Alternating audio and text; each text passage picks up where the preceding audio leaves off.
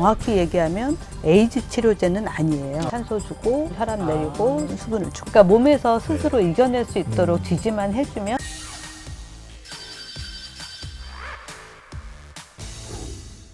치료약이 이렇게 언론에 들어가 보면 지금 뭐 나라별로 이게 효과가 있습니다 하고 뭐 막 나오는데 에이즈 아직 치료약도 있고 확인된 게 없잖아요. 그러니까 그렇죠. 에볼라 바이러스 치료제를 썼더니 아주 효과가 좋다고 항바이러스. 했는데 지금 전문가 입장에서 보면 치료 가능성은 지금 어느 정도로 보고 계세요? 그런데 이제 이 항바이러스제가 사실 우리가 잘 알고 있는 항생제만큼 그렇게 많이 만들어져 있지 않아요. 네. 항바이러스제를 만든 역사도 오래되지 않고 그리고 이 코로나 바이러스도 80% 정도는 증상이 경하기 때문에 굳이 약을 안 써도 돼요. 아, 시간이 흘러가면 치료가 되는 네, 거예요? 그래서 우리도 앞에 한 30명 정도 치료한 이제 치료 경험을 선생님들이 우리나라 이제 중앙임상위원회에서 네. 이제 발표를 했는데 굉장히 많은 환자들은 우리가 대증요법이라고 증상에 따라서 치료하는 거예요. 그러니까 뭐 산소가 좀 부족하면 산소 주고 혈압이 좀 올라가면 혈압 내리고 수분이 좀 부족하면 수분을 주고 이런 식으로. 근데 개인에 따라서 상당히 다른 거네요. 그렇죠. 예후가 그 정도로만 보조요법을 해줘도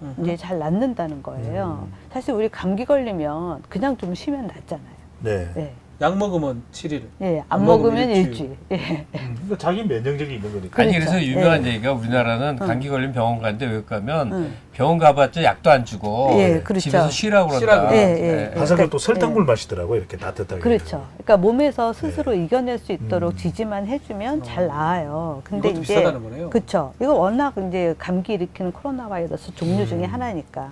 근데 이제 이게 좀 심해져서 바이러스성 폐렴이 생긴 분들, 네. 그런 분들은 이제 치료를 이런저런 항바이러스제를 사용을 해보는데 항바이러스제 종류가 나온 게 많지 않기 때문에 사실 써볼 수 있는 게 많진 않아요. 근데 지금 뭐 HIV 치료제라고 하는 칼레트라라는 게 있는데 정확히 얘기하면 에이즈 치료제는 아니에요. HIV에서 정말 심해진 에이즈에 쓰는 건 아니고 아주 가벼운 HIV 감염에 쓰는 그런 이제 먹는 약이거든요. 네. 그러니까 좀 쉽게 쓸 수 있는 거여서 그걸 써봤더니 이제 바이러스가 좀 줄어드는 양상을 보인다. 그렇지만 정말 그 약이 효과 있는지를 보려면 잘 아시다시피 임상시험을 해야 돼요. 똑같은 증상의 사람을 누구는 약을 주고 누구는 안 줘서 정말 이게 효과 있는지를 봐야 되는데 그런 임상시험은 해보지 못한 거죠. 아직까지는. 이제 보통- 처음 나왔으니까. 보통 이런 경우에 사람 임상으로 바로 들어갑니까? 아니면 원숭이나 침팬지나 이렇게 동물을 거치게 됩니까? 상식적으로 지금 동물은 지금 안 그런 걸리잖아요. 시간이 없는 것 안 같은데. 들리구나. 근데 자, 이 잘난 척좀 하려고 이 약은 그러는데. 이미 이제 사람한테 쓰는 거니까 새로운 적응증에 맞는지 보려면 네. 그 환자를 대상으로 해볼 수 있는데 환자 나온 지가 얼마 안 됐기 때문에 그래서 뭐 효과가 있다는 얘기도 결국에는 케이스 리포트 몇 명한테 써봤더니 좋다더라 이런 거지. 그러면 똑같은 경우에 안 쓴 사람이랑 쓴 사람 차이가 있었느냐 그런 결과는 없는 거예요. 오늘 이 분위기가 네. 그 선생님 모셔놓고 병아리들이 모여서 자세히 좀 물어보는 건데 좀 좋습니다. 그러면 아, 근데 우리 일반 아니요, 시민들이 지금 댓글에 진짜 궁금해한다니까요. 궁금해하세요, 다들. 지금 김호란 박사님 얘기를 들어보면 이게 뭐 감염되면 죽는 게 아니다. 우리가 이겨낼 수 있는 체력 있고 그러면 된다는데 그러면 감염자가 굉장히 심각한 이제 폐렴 증상으로 전이되는 그 퍼센티지 확률은 어느 정도 됩니까? 보통 이제 80%가 경하게 앓고 한 20%가 조금 중증인데 폐렴을 앓는데 또 폐렴을 앓는다고 다 죽는 건 아니고요. 그중 20%의 한 10%, 그러니까 전체로 보면 한 2%, 2% 정도. 예, 2% 정도가 좀 위중하게 가고 그 중에서도 정말 만성질환이 있었던 사람, 그러니까 반 정도가 사망하는 거예요. 그래서 사망이 한 1% 나오는 거거든요. 사망자는 1%, 그다음에 중증 폐렴으로 전이되는 건 2%.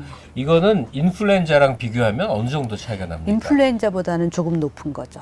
아, 독감보다는 좀 높군요. 예, 그래도. 그렇습니다. 예. 인플루엔자보다는 좀 높죠. 인플루엔자는 뭐 한 0.5% 치명률이 이렇기 때문에 이게 1%라고 하면 인플루엔자보다는 2배 높은 거죠. 그러니까 시중에 흔히 미국의 독감보다 이게 못한 거야 하는데 그 그게 말은 아니란 틀린 말씀인 말이네. 거죠. 네. 아니 근데 이 말씀 꼭 드리고 있는데 우리 깜씨님께서 공중파에 나온 전문가분들이 엄청 겁주고 있습니다. 왜냐하면 저도 오늘 깜짝 놀란 게 많은 방송에 지금 출연하고 있는데 이렇게 구체적이고 찬찬히 설명을 못 들었던 것 같아요. 왜냐하면 굉장히 위협적이고 뭐 정부는 왜 못 막았느냐 이런 쪽에 집중이 되다 보니까 지금이라도 중국하고 네. 다 막아야 된다 뭐 이런 얘기도 하고 있거든요. 지역 감염은 우리 뭐 왜 이거 생겼느냐.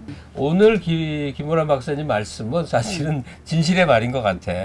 아니 모든 이 전문가들도 그 내용은 알고 있는데 네. 이제 어떤 질문을 받고 무엇을 강조하냐에 따라 좀 다른 것 같아요.